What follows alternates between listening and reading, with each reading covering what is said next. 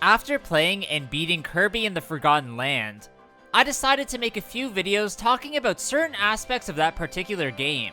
In this case, specifically, its levels. Here I want to go over the top 15 most difficult ones that you'll come across during your playthrough, including the game's regular levels, treasure roads, isolated isle stages, Colosseum rooms, and minigame challenges that give you some trouble in one way or another. Oh yeah, before I get everything started, my name is Copycat, and if you haven't yet, then please subscribe to my channel, and hit that bell button to stay notified when I upload new videos. To begin things at number 15, I want to look at a treasure road level called Wash 'em Away, Slippery Parade, that can be found in the original Wasteland. Using the mechanic of the water balloon mouthful mode, you need to spit that water out of the engorged Kirby at enemies and things around you to progress to the end. What makes this one so hard are the fast-moving robots, which you need to guide across platforms using a series of switches so you can squirt water at them and have them break a wall for you. This task can actually get difficult as the robots do move very quickly, and it's definitely easy to run out of time. At number 14 is an isolated isles level called Forgo Wasteland, which if you didn't know, is an amalgamation of the levels of the original Wasteland. In terms of full-fledged stages, this is far from the most difficult that you'll see in this video, but it still did at times give me trouble due to some of the tough poisonous areas and annoying enemies. Even harder is the section that takes things into a mountainous cave where your surroundings have become pitch black, with no light source at first to show you your path. Using the fire copy ability, you can light lamps that allow you to see forward, but you still need to be patient or else you can easily take damage from the spikes or fall off into the void below. Capping things off is the boss battle against the Phantom Silly Dillo, but that's only really difficult depending on which copy ability you're equipped with when you face him, otherwise it's just a cakewalk.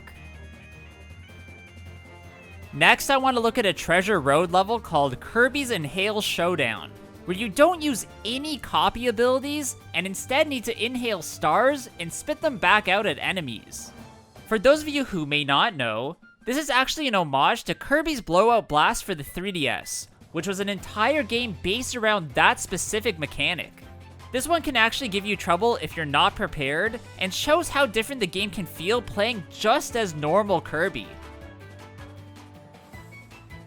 At number 12 is the entirety of Lab Discovera, including the Fecto Elphilis final boss fight, which I guess technically isn't a level, but I still wanted to include it in some way in this video as it really did cause me difficulty.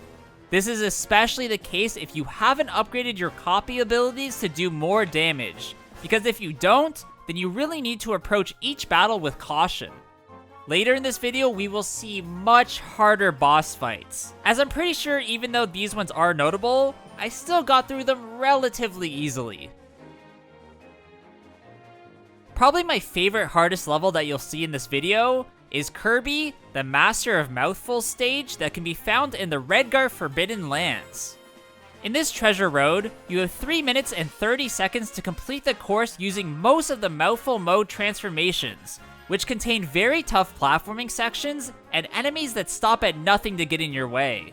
In the end, time really is your biggest foe, as I ran out of it in several instances before I finally completed the stage, mainly due to accidentally falling in the lava, which caused me to lose many seconds. Another treasure road level where you're bound to run out of time and fail a few times is called Step It Up, Moving the Stairs, which can be found in the Everbay Coast world. Here you need to use your Mouthful mode ability to become sets of stairs and solve puzzles by moving them to their appropriate areas, as you are very limited in how you can move these stairs around, so you need to do everything in the right order or else you get stuck and lose time. Once you figure out what to do, then you won't have many problems with it in the future, but I knew I needed to include this one as I did fail it a handful of times when I first tried it, and I think it's worth talking about.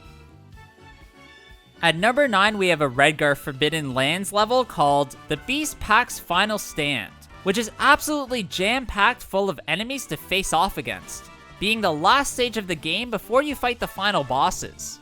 The layout has Kirby having to navigate through long corridors full of these baddies, where you need to use different mouthful mode abilities to make your way through these onerous areas. In combination with a tough lava platforming section, this level is definitely hard and deserves to be showcased. Also, these are called Knockrocodiles. What a weird, funny name. Up next, we're gonna look at the first boss fight stage in this video, in the battle against the Morpho Knight, that shows up as one of the final bosses of the Isolated Isles, but also as one of the last arenas in the Ultimate Cup Z. This upgraded looking version of Meta Knight has some seriously dangerous tricks up its sleeve, like its powerful flame sword, its wings that allow it to fly and move fast, and its Confuse Ray that turns the screen sideways, making things even tougher. If you're not prepared to dodge this boss's mini attacks, then you will surely take damage in some way, and if you don't have the proper copy ability, then you'll find it difficult to even get close to this strange foe. One Treasure Road stage that requires you to defeat hordes upon hordes of enemies is called Attack Masked Hammer Trial, which can be found in the Redgar Forbidden Lands. Here, you power up with the Masked Hammer copy ability and fight against different waves of enemies that all come at you relatively quickly, never giving you a moment of relaxation. Probably the most annoying part is when the Snackers and Mookies appear, where I'd constantly get eaten up by the snake and would have to wriggle free before taking maximum damage. To end things off, you need to beat the wild bonkers that are surrounded by Mookies, who at times begins to spin and throw durians at you, which can really deal massive damage, causing me to die a few times. At number 6, I want to talk about the first level I remember giving me any difficulty at all in Burning Churning Power Plant that can be found in the Redgar Forbidden Lands.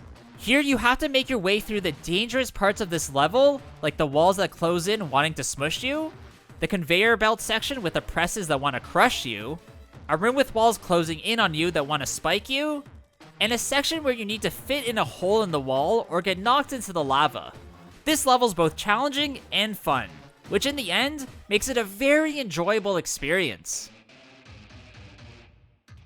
One Treasure Road level that actually gave me tons of difficulty is called Stop Time Slow World Scramble, that uses the evolved Time Crash copy ability to slow down time.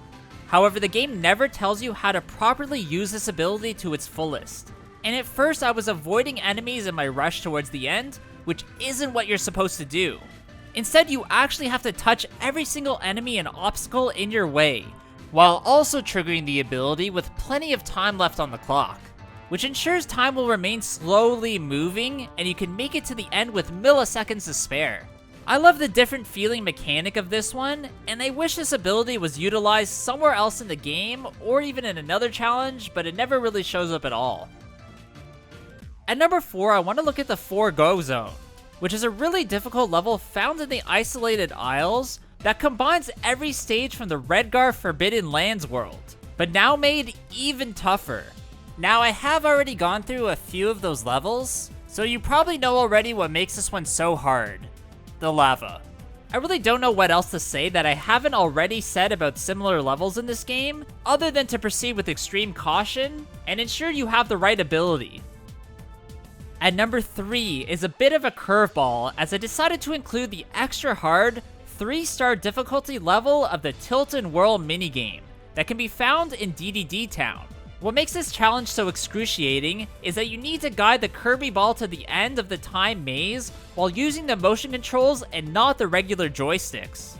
If you didn't know, this is actually an homage to an old Kirby Game Boy title called Tilt and Tumble, which also revolves around the mechanic of motion controls, where you need to do the exact same thing in each stage. It's honestly the finicky motion controls, small amount of time, and inconveniently placed enemies that make this one such a headache, and I guarantee that it will take you dozens of tries to finally complete it. In the penultimate spot of this video, we have the boss fighting Forgo Land stage, found in the Isolated Isles, where you need to face off against both the Forgo Leon and the Morpho Knight, which really don't go down easily. Like I talked about before with the Morpho Knight, it's tough to face off against this foe as he has so many attacks with a very wide range, meaning he can hit you from far away without you even being able to counter. This isn't as hard as a fight as we'll see at number 1 in this video, but I still did die a few times before I finished it. Before we do look at that hardest level, here's some honorable mentions.